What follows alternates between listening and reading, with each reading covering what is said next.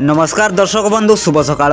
वर्तमान समय रे पाणीपाग विभाग तरफ मिलिथिबा लाटेस्ट खबर अनुसार 24 घंटा बिजुली घड़घड़ी सह वर्षा संभावना। राज्य को फेरुची शीत। आज उत्तर अंडमान सागर तथा पूर्व केन्द्रीय बंगोपसागर में लघुचाप सृष्टि संभावना रही।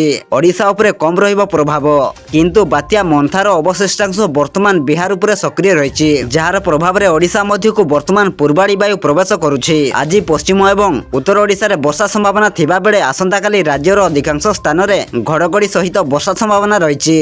तेबे आसंतु नजर पकाइबा पाणीपागर संपूर्ण खबर उपरे, किंतु ता पूर्वरु वीडियो को गोटे लाइक करंतु एवं वीडियोटी को आपण मानक सांगसाथी माननकु अधिकरु अधिक मात्रा शेयर करंतु। जदि आम चैनल रे आपण प्रथम थर वीडियो देखुछंती ताहले एबे ही चैनल को सब्सक्राइब करी पाखरे थिबा बेल आइकन को प्रेस करी ऑल नोटिफिकेशन को ऑन कर रखंतु, जहा द्वारा आगकु पाणीपाग संबंधी लेटेस्ट अपडेट आपण माने सर्वप्रथमे आम चैनल माध्यम रे पाई परिबे। सूचना अनुसार आसंता 24 घंटा पई गंजाम, गजपति, नयगढ़, पुरी, खर्दा, कटक, जगतसिंहपुर, केन्द्रापड़ा, जाजपुर, भद्रक, अनुगुल, ढेंकानाल, बालेश्वर, मयूरभंज, केन्दुझर, देवगढ़, संबलपुर, बरगढ़, झारसुगुड़ा, सुंदरगढ़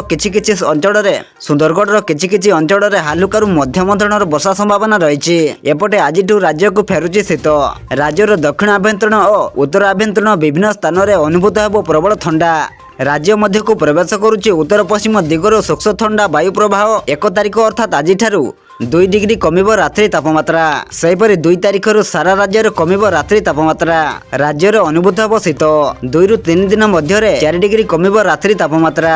एपटे पाणीपाग विशेषज्ञ आकलन विलंबर आसी शीघ्र चलीजिव जड़ित वर्ष शीत। अक्टोबर ରୁ नवेम्बर बात्यार मास होइथिबा बेले विभिन्न पाणीपाग नियम को नहीं आर्द्रतार मात्रा अधिक रहुछि, जेउथिपाई वर्तमान मध्य गुळुगुळी अनुभूत होउछि। तेणु नियामक गुड़िकर परिसमाप्ति सह आर्द्रतार परिमाण कम रहिले राज्य में कमिब रात्रि तापमात्रा एवं अनुभूत हो शीत। अक्टोबर शेष हो नवेम्बर आसिलानी, हेले वर्तमान पर्यंत शीतर देखा नहीं। गत किछि दिन धरी लगाण वर्षा जारी रहितिबा बेले शीतर देखा नहीं राज्य में। तेबे खूब शीघ्र शीत हेबा सह कुहा जाउछि कि वर्षा छाड़िबा परे अधिकरु अधिक शीत अनुभव होबार संभावना रही। राज्य में तेबे खूब शीघ्र शीत हेबा सह कुहा जाउछि कि वर्षा छाड़िबा परे अधिकरु अधिक शीत अनुभव हेबार संभावना रही।